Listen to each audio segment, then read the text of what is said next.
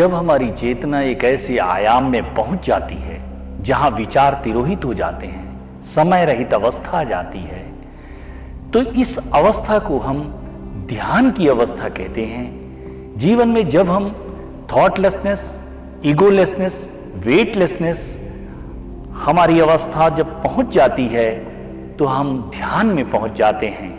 आज के इस संकट के समय में जो सबसे ज्यादा असर हमारे मानसिक स्तर पर पड़ रहा है, हमारा मानसिक स्तर अगर मजबूत है और सकारात्मक है तो हम जीवन की कठिन से कठिन परिस्थिति का भी सामना कर सकने में सक्षम हो जाएंगे। ध्यान को अंग्रेजी में मेडिटेशन भी कहते हैं, जो ग्रीक लैटिन शब्द मेड्री से बना है, जिसका अर्थ होता है शारीरिक व मानसिक स्वास्थ्य प्रदान करना। कुल मिलाकर इसे हम स्वस्थ करना भी कहते हैं। मनुष्य के जो आंतरिक सर्वोच्च गुण हैं वे होते हैं आनंद, शांति, प्रेम, कृतज्ञता, करुणा, दया, पवित्रता। इन सभी गुणों को हम प्रतिदिन ध्यान करके अपने जीवन में समाहित कर सकते हैं, और जब हमारे जीवन में इन गुणों का प्रभाव होने लगता है तो जीवन स्वयं एक बेहतर आयाम में प्रवेश कर जाता है। जो हमारी आत्मा का स्वरूप है, ध्यान हमारी प्राण ऊर्जा के स्तर को बढ़ाता है, हमारी जागरूकता को चरम शिखर पर ले जाता है, हमारे अंदर की चिंता और दुख को दूर करता है, हमारे देखने के नजरिए में परिवर्तन आता है। व्यक्ति एक ऐसे स्तर पर खड़ा है जहां से वो नीचे जा सकता है, जैसे हमारे जीवन में निंदा, भय, क्रोध, अहंकार, तनाव, असुरक्षा की भावना, ये सब हमारे जीवन के स्तर को नीचे की ओर ले जाती हैं। हमारी सोच के प्रवाह, इनके कारण हम निम्न स्तर पर आ जाते हैं। मनुष्य को विकसित होने में लाखों साल का समय लगा। ये गलत भावनाएं हमारी मनुष्यता की गरिमा को गिराती हैं।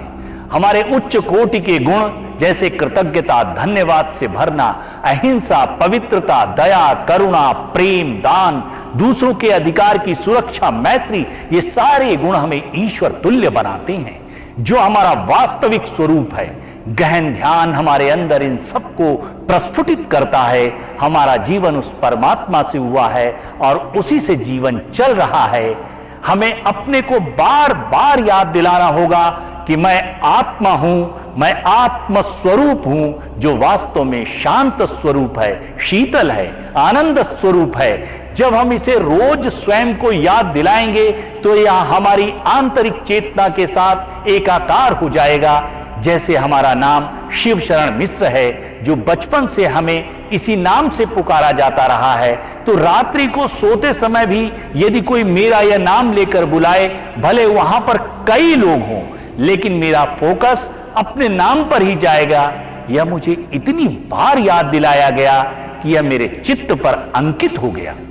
ठीक इसके विपरीत, यदि हम अपने को बार बार याद दिलाएं कि मैं आत्मस्वरूप हूं, मैं शांतिमय हूं, शीतल हूं, आनंदित हूं, जो वास्तव में हमारा स्वरूप है, इससे तो हम बहुत जल्दी जुड़ जाएंगे।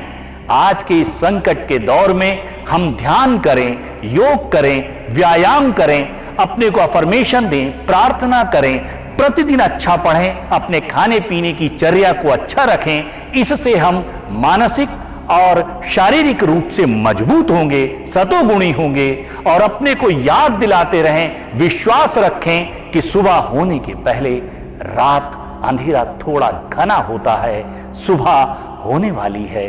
ईश्वर से हमारी प्रार्थना है हम सबके जीवन में सत्य हो, शिव हो, सुंदर हो, हम सभी स्वस्थ हों। धन्यवाद, धन्यवाद, धन्यवाद।